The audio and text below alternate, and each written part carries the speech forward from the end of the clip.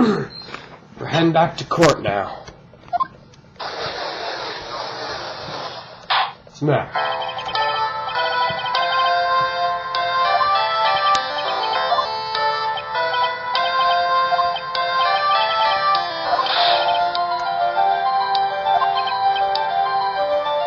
It's nothing, Your Honor. What's wrong with Edgeworth? It looks like something unexpected just happened to him. Now then, Mr. Edgeworth, if you could please court results the handwriting analysis on this type of suicide note. Yes, Your Honor. Unfortunately, we discovered that this suicide note is a forgery. What? What do you mean, Mr. Edgeworth? This note was not written by Miss St. Patrick herself. It is a fake.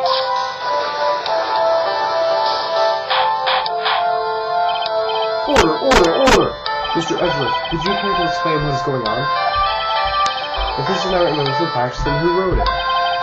You would need more time to do a deeper analysis. However, it appears that the handwriting matches that of the victim, Mr. Wong Korda. Mr. Korda? Well. It looks like the syntax never let the suicide note after all. She never wrote anything about her writing.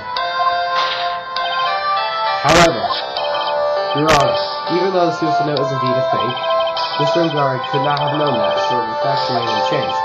Acting under the assumption that it was real, he had plotted to possess it. That does sound very plausible. Something seems a little wrong with it. Present evidence. The defense believes that the theory of the prosecution has stated contradicts the testimony. If everything the prosecution has proven at this point is true, then it's impossible for Mr. Gardy not to know it was a fake.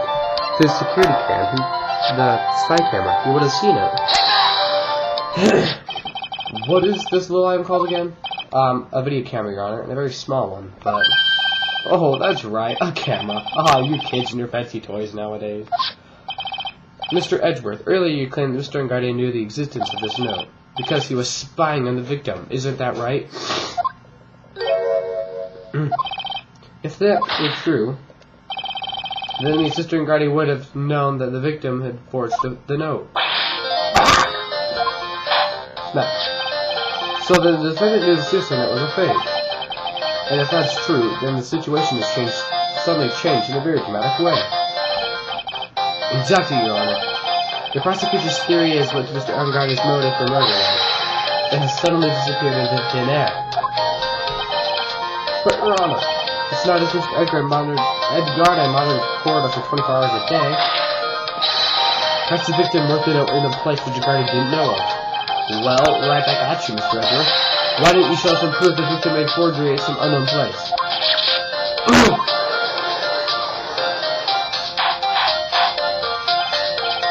Order! Mr. Edgeworth.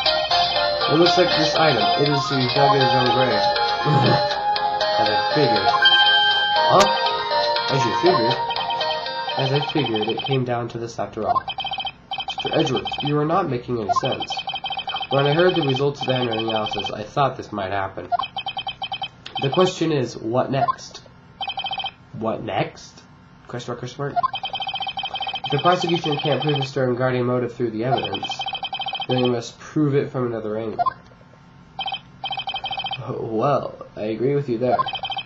Your Honor, the prosecution would like to call witness to the stand at this time. Oh, well, that's fine.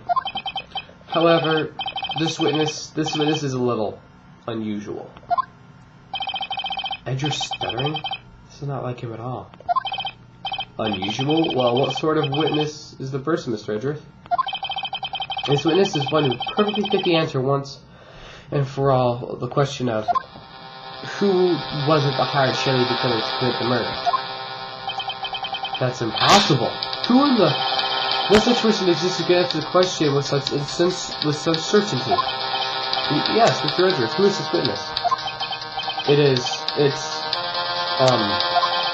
Yes, go on, who is it? It's the man himself. Mr. Shelley D. Killer.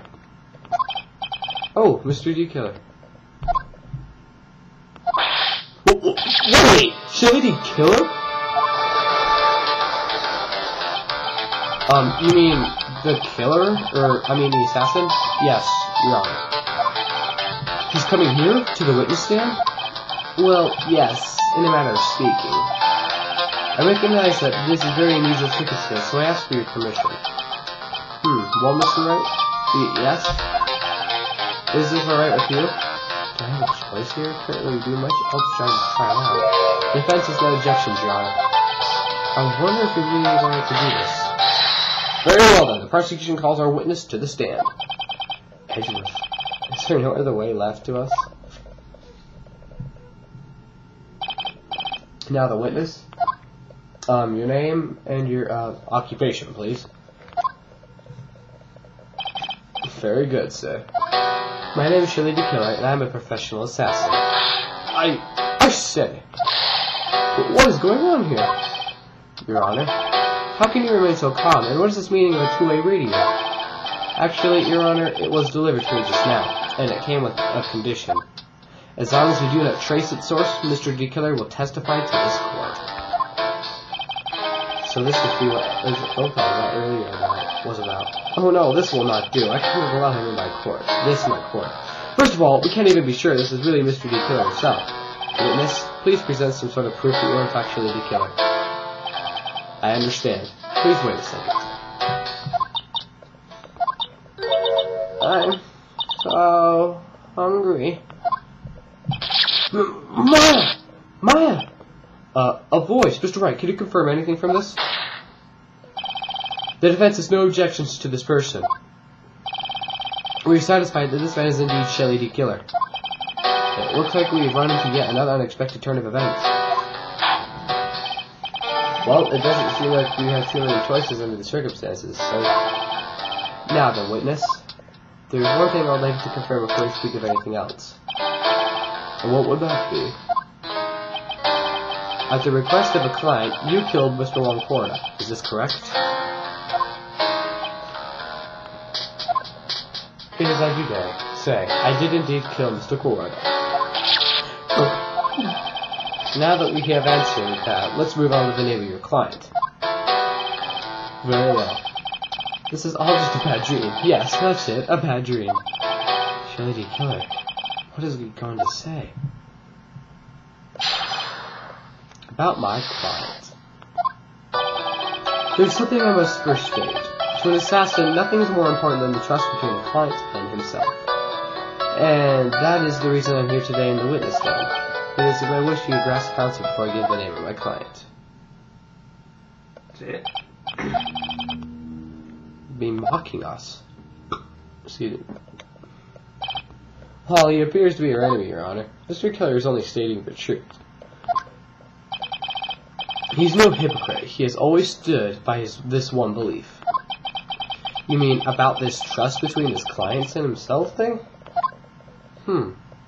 It seems to be a level of trust beyond what people like me can comprehend. Well, Mr. Wright, you ready for your cross-examination to the witness? Yes, Your Honor.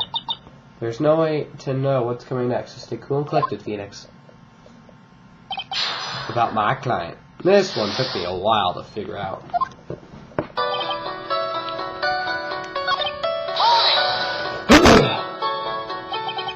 The trust between you and your client? I provide your services in a fast and efficient manner.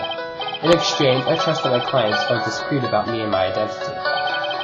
If too many people knew my face, it would be quite troublesome. And that is why you're testifying in this manner? This is the first time one of my clients has ever been accused of murder. I must preserve the DeKiller name so my clients can trust me. But couldn't someone stab you in the back and break your trust?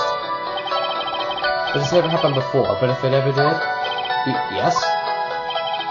That person wouldn't be my client for very long. They would certainly... That's enough, please, no more. Very well. It was only a hypothetical anyway. And that is the reason I'm here in witness stand. That seems a little strange to me. You're about to tell me the name of your client. Wouldn't you think this would be very bad for them? It doesn't matter to me. This client has already broken the rules and acted outside of their prescribed role. Their role? This person tried to implicate another in the crime in order to save themselves. And this is a trespass that cannot be forgiven. You! Who gave you the right to be so high and mighty? To the gentleman who you spoke just now. Excuse me, but would you care to die? No, I didn't say anything. The judge better watch himself.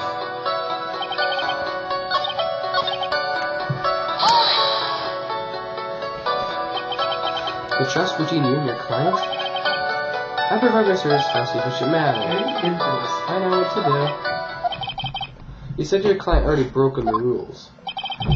A person who frames another is the worst kind of humans. And that's why you feel you can betray this person? I have no trust relation with a client who can't understand their assigned role. Just my luck. An assassin with a conscience. Who would have figured? Now then, everyone, do you think you can understand my logic? If you can't, then I'm afraid we can't proceed. Everyone understands your point, I think. Really. In that case, I believe I'm prepared to disclose the information you seek. You have made it crystal clear and glad you trust that we are ready.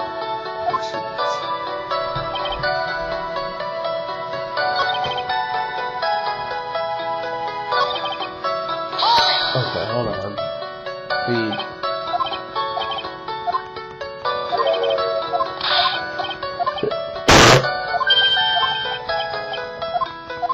We need to press the last one.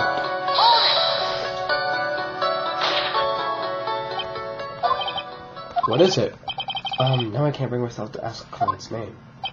If you can't ask it, Mr. Wright, then I will. Witness! What is the name of your client who requested the murder Moncorda? We will find out in the next episode, because this is a cliffhanger and we're 11 minutes, 45 seconds. I will see you guys later. You have to piss them off.